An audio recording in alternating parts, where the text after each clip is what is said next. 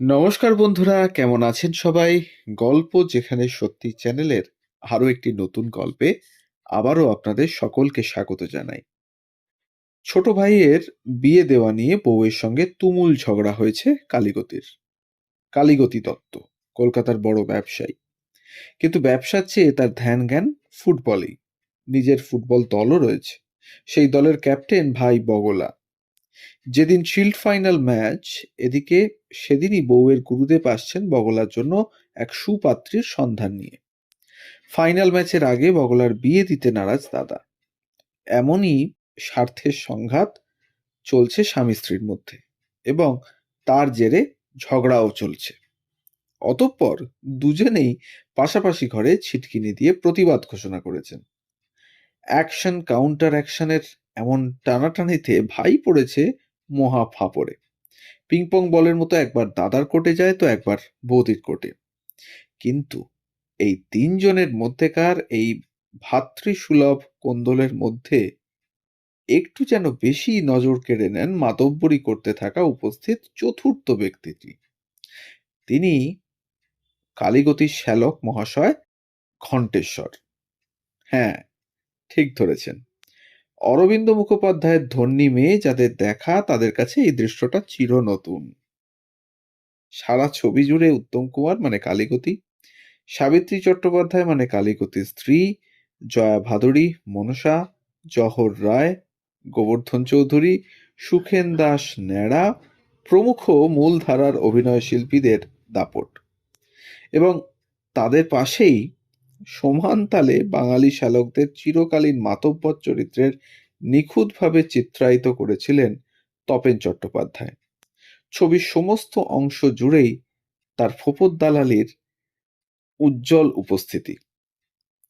দিদি খেয়ে যেতে বললে ঘন্টা লোক দেখানো না বলে, আর তারপরের দৃশ্যেই দেখা যাচ্ছে দিদি জামাইবাবু ঝগড়ার সময় দুজনেই যখন অন্নঝল ত্যাগ করার সংকল্প নিয়ে আলাদা করে খিল দিয়েছে, ঘন্টা কিন্তু দিব্যি মাছের মুড়ো খেতে খেতে তার মাতব্বরি চালিয়ে যাচ্ছে।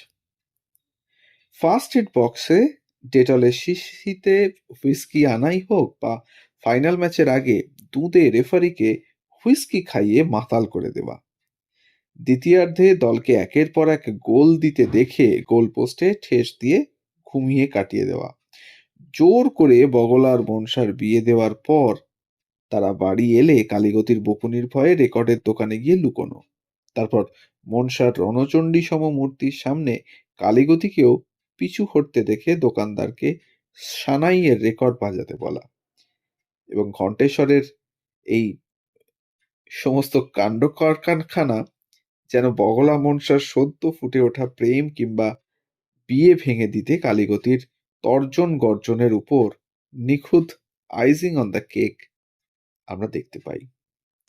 তবে অভিনয়ের এই খুঁটিনাটি মুন্সিয়ানাকে ছাপিয়ে এখানে বেশি গুরুত্বপূর্ণ হয়ে ওঠে ছবি মুক্তির সময় এবং সেই সঙ্গে তপেনের অভিনয়ের প্রেক্ষিত। ধন্যী মেয়ে মুক্তি পেয়েছে 1971 সালে, আর ঠিক 2 বছর আগেই মুক্তি পেয়েছে সত্যজিতের কালোজয়ী ছবি, যে ছবিতে অভিনয় তপেনকে আগামী ইতিহাসের জন্য এক প্রকার অমরত্ব দিয়ে যাবে। গুপি গাইন বাঘা বাইন শুধু শিল্পের দিক দিয়েই নয়, বক্স অফিসেও বিরাট সাফল্যের মুখ দেখেছিল। তাই একথা বলাই যায়, তপেন চট্টোপাধ্যায় তখন বাংলার তামাম দর্শকের কাছে গুপি গাইন হয়ে গিয়েছেন। ভিটে ছাড়া গ্রাম্য গায়কের সারল্য তাকে বিরাট অংশের মানুষের হৃদয়ে চিরস্থায়ী আসন দিয়ে দিয়েছে। 1970-এ মুক্তিপ্রাপ্ত রূপসী ছবিতে মজার ভূমিকায় অভিনয় করলেও পর্দায় তপেন চট্টোপাধ্যায় মানে গুপি গাইন ছাড়া আর কেউ হতে পারে, তেমনটা হয়তো ভাবতেই পারত না তামাম বাংলার দর্শক। আর ধন্যী মেয়েও তো এতটাই জনপ্রিয়তা পেয়েছিল যে সেই অবস্থায় গুপির ছায়া থেকে বেরিয়ে এসে একেবারে ঘরোয়া চিরচেনা একটি কমিক চরিত্রের অভিনয়ে তিনি যেন প্রকৃত শিল্পীর ভার্সেটাইলিটির সংজ্ঞাকেও তুলে ধরলেন। পরে সঙ্গিনী, ঠগিনী, গণদেবতার মতো ছবিতে অভিনয় করলেও হীরক রাজার দেশে বা গুপি বাঘা ফিরে এলোর কমপ্লিট প্যাকেজ তাকে ওই কাল্ট চরিত্রটিতেই বড় বেশি আপন করে নিল। কিন্তু এখানে তার অভিনীত একটি ছোট্ট চরিত্রের কথাও বলতেই হয়, যেটার কথা সচরাচর শোনা যায় না। কারণ হয়তো যে ছবিতে তিনি এই ছোট চরিত্রটিতে অভিনয় করেছিলেন, সেই ছবিটি কোনো কাহিনী চিত্র নয়। সত্যজিৎ রায় পরিচালিত শেষ তথ্যচিত্র সুকুমার রায়, যা কিনা বাংলা খেয়াল রসের স্রষ্টার জন্ম শতবর্ষ উপলক্ষে বানিয়েছিলেন তারই সুযোগ্য পুত্র। সেই ছবিতে লক্ষণের শক্তিশাল পালার একটি দৃশ্যায়নে রামের দূতের ভূমিকায় অভিনয় করেছিলেন তপেন চট্টোপাধ্যায়। দূতকে রাবণের শিবিরের খবর জানতে চাওয়া হলে সে আসল কথা না বলে ইনিয়ে বিনিয়ে পুঁইশাকের চচ্চড়ি আর কুমড়োর চেঁচকি দিয়ে ভাত খাওয়ার গপ্প জোড়ে, সঙ্গে ঢাকের আওয়াজে ঢ্যাড়ার রেকারিং ডেসিমেল। এইটা হলো কমিক রিলিফ। এবং তারপর পারিষদবর্গের বকুনি খাওয়ার পর আসিছে রাবণ, বাজে ঢক্ক ঢোলো, মহা ধুমোধামো মহা হট্টগোল গানটিতে অনুপ ঘোষালের সঙ্গে তার আরেকটি অবিস্মরণীয় পার্টনারশিপ। অটোমোবাইল ইঞ্জিনিয়ারিং এ স্নাতক তপেন চট্টোপাধ্যায় অষ্টম শ্রেণীতে পড়ার সময়ই থিয়েটারে যোগ দেন। রবীন্দ্রনাথের অচলায়তন ছোট্ট একটি চরিত্র, কিন্তু তার অভিনয়ে দাগ কেটেছিল দর্শকদের মনে। একসময় চাকরির সূত্রে চলে গেলেন রাজস্থান।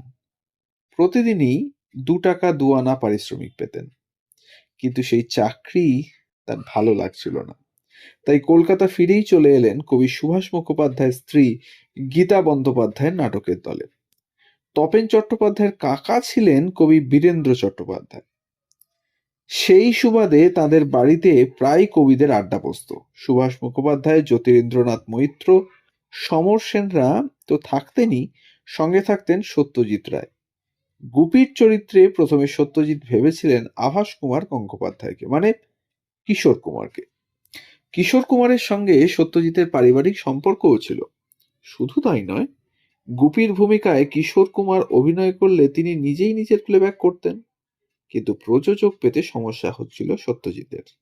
আবার যখন ভাবলেন ছবি করা যায়, তখন কিশোর কুমারের ওজন অনেকটা বেড়ে গেছে বয়স বাড়ায়।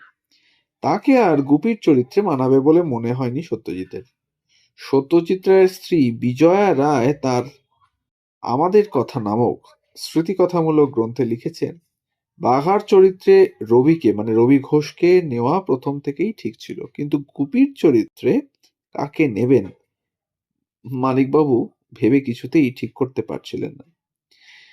অনেক দেখানো হলো, এবং এমনকি এক একজনের স্ক্রিন টেস্টও নেওয়া হয়েছিল রবির সঙ্গে, যিনি এক ডেইলি পেপারের সম্পাদক ছিলেন। কোনো ফল হয়নি, এবং চঞ্চলবাবুর, মানে চঞ্চল চট্টোপাধ্যায় ভাইয়ের ছেলে তপেন আমাদের বাড়িতে মাঝে সাঝে আসতো।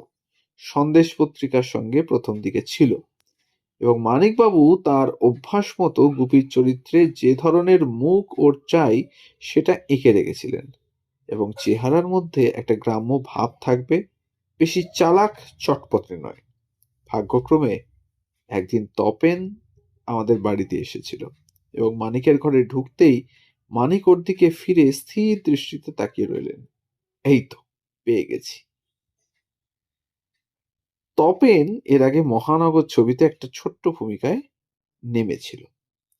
এই ছিল মীরা দেবীর আত্মজীবনীমূলক বইতে লেখা তার গল্প। এবং আজকে এ পর্যন্তই থাকলো আমাদের গল্প। তপেন চট্টোপাধ্যায়ের ছোট্ট কিছু ইনফরমেশন তুলে ধরলাম আমাদের এই চ্যানেলের মাধ্যমে। সত্যি অসাধারণ অভিনেতা ছিলেন। হয়তো খুব বেশি সিনেমা উনি করেননি, কিন্তু যে কটা চরিত্র উনি উপহার দিয়ে গেছেন আমাদেরকে, তা বাংলা ছায়াছবির ইতিহাসে অমরত্ব লাভ করেছে। বিশেষ করে গোপীকায়ন বাঘাবাইনের গুপির চরিত্র এবং ধর্নিমের সেই শ্যালকের চরিত্র সত্যিই ভোলার নয়। তাই আজীবন তিনি বাঙালির মনের মণিকোঠায় থাকুন, এই কামনা করি। এবং এই ছবিগুলো অত্যন্ত ভালোভাবে সংরক্ষিত হোক, এটাও কামনা করি। আজকের জেন জি এর সমস্ত যে সমস্ত বাচ্চারা আছে তাদের উদ্দেশ্যে বলি, পারলে এই সিনেমাগুলো একটু দেখো তোমরা। বড়দেরকে অনুরোধ করছি তাদের বাড়ির ছোটদেরকে এই ধরনের সিনেমাগুলো দেখার একটু ব্যবস্থা করে দেওয়ার জন্য, ইউটিউব থেকে হোক বা অন্য কোনো টিভি চ্যানেলের থেকে হোক, যাতে তারা বুঝতে পারে যে আগেকার গল্প কিরকম হতো বা চলচ্চিত্রায়ন কিরকম হতো এবং সর্বোপরি অভিনয় দক্ষতা তাদের কতটা বেশি ছিল। তাহলে আজ এটুকুই থাক। সবাই ভালো থাকুন, শুনতে থাকুন। আর হ্যাঁ, আবারও মনে করিয়ে দিই, যদি চ্যানেলে নতুন হন তাহলে অবশ্যই আমাদের চ্যানেলটিকে সাবস্ক্রাইব করে একটু পাশে থাকবেন। বেল আইকনটিকে প্রেস করতে ভুলবেন না, যাতে পরবর্তী গল্প খুব তাড়াতাড়ি আপনাদের কাছে পৌঁছে যায় তার জন্য। আর ভালো লাগলে একটা লাইক, কমেন্ট আর শেয়ার করে দেবেন আমাদের গল্পগুলো, যাতে আমরা পৌঁছে যেতে পারি আরো অনেক মানুষের কাছে। সবাই ভালো থাকুন, শুনতে থাকুন গল্প যেখানে সত্যি। আমরা থাকছি প্রতিদিন নতুন নতুন গল্প নিয়ে, ঠিক সকাল ৯টা থেকে ৯টা ৩০ মিনিটে। ধন্যবাদ।